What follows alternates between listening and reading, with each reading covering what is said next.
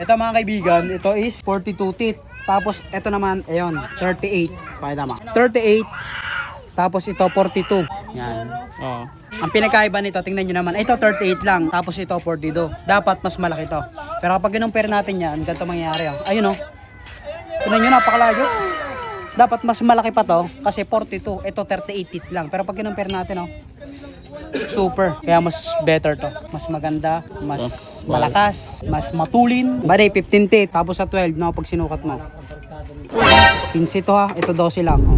At ito na si Loga mga buddy, handa na siyang operahan ngayong araw. At kung napanood nyo sa nakaraan natin na vlog, naputulan talaga siya ng kadena kaya wala siyang kadena ngayon. Buti na lang talaga nasiraan kami kasi pagbukas nga dito sa sprocket, isa na lang yung nakakabit na tornilyo sa kanya.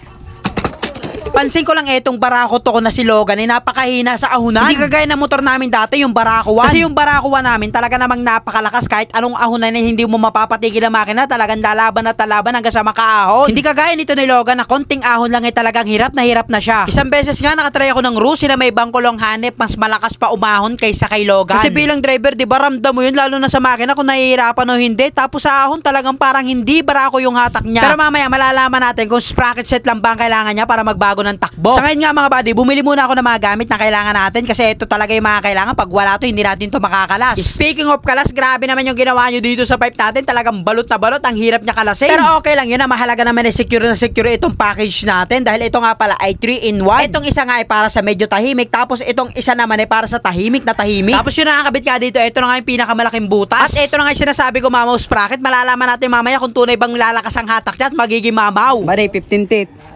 Tapos sa 12, no, pag sinukat mo. Oo. 15 to ha. Ito 12 lang. Oh. Parang Dapat mas malaki lang. to. Dapat rin ano lang. Para pala maliit dapat. Oh. Oo nga. 15-12. Pero hindi sila nagkakatalo sa size. Ito mga kaibigan, ito is 42 teeth. Tapos ito naman, ayun, 38. Pakita mo. Iyan oh. 38. Tapos ito 42. Yan. Oo. Ang pinakaiba nito, tingnan nyo naman, ito 38 lang. Tapos ito 42. Dapat mas malaki to.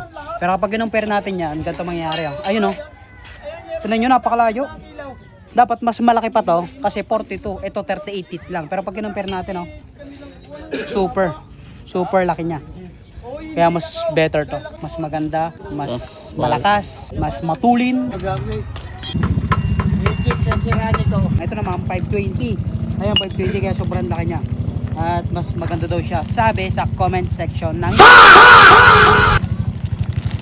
yun o.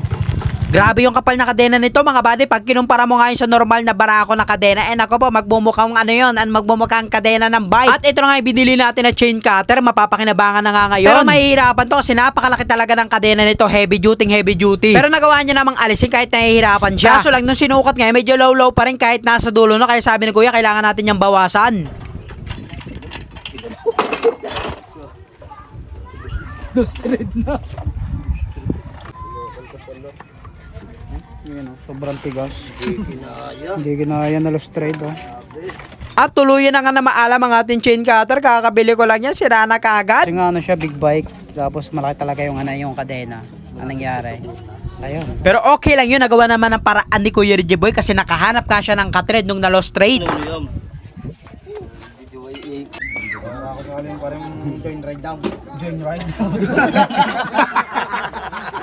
Join ride. Ano sa tao? Isa lang alam magsalita ang tao. Join ride. Yung pala yung long ride, join ride. Sabi mo pa ba na English? At ayun sa wakas, ayos na nga tong kadena ni Logan at magagamit na natin to sa joyride. At ang sunod naman natin ay ikakabit itong 3-in-1 niya na pipe. Mas maganda kasi to para meron tayong choice kung gusto natin na maingay, kung gusto natin na tahimik, at kung gusto natin na medyo maingay na tahimik. Hindi ba kita eh? Talaga. Ayos ka. Asa isa ba?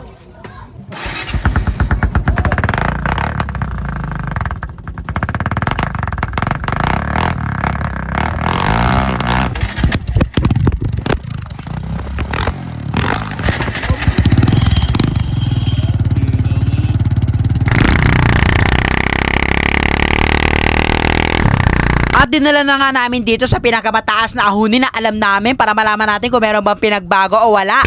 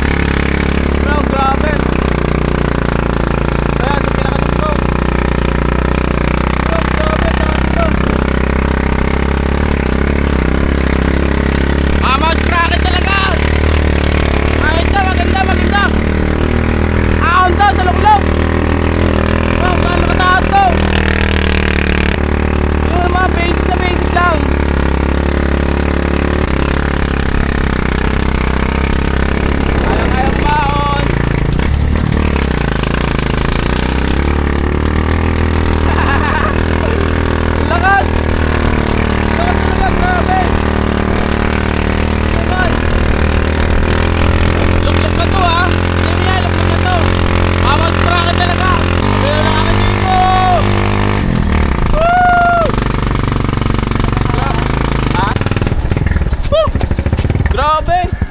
Tingnan naman ang view. Yung mga kung gaano kataas yung inakit namin gamit tong silogan. Dahil lang sa Mamo Sprocket. Kala nga namin hindi kakayanin pero kaya pala. Tingnan ang view. Sobrang taas dito. Buddy, ano masasabi mo? Ayos? Ayos buddy, malakas. Malakas. Malaki ang pinagbago. Laki talaga pinagbago no. Yun, tingnan mo naman. Grabe nakakatakot pero nakakita tayo. Yun na naman ang gaano kataas yan. Yun o. Oh, grabe ang taas pero binasic lang. Laki ng pinagbago. Nakakatakot kaya dito. Ayaw. Yun ang pinakababa. Pero nakit namin. Okay kayo. No. Yung taas yan oh. Baba pa yan. Pero binasic lang. Dahil lang sa Mamo Sprocket. Laki ng pinagbago. Ano naman kataas yan? Abot hanggang taas. Kaya buddy, kaya. Oo, try mo. Lakas. Laki ng pinagbago. Tama-try niya. Kayang-kaya. Oo, Kayang-kaya, walang pinag-iba. Laki nga. Doon nga kami nakarating. Basic na basic oh. Boss! Kung nung nakaraan nahihirapan sa mga ano ngayon, hindi na. Ayun kaya talaga.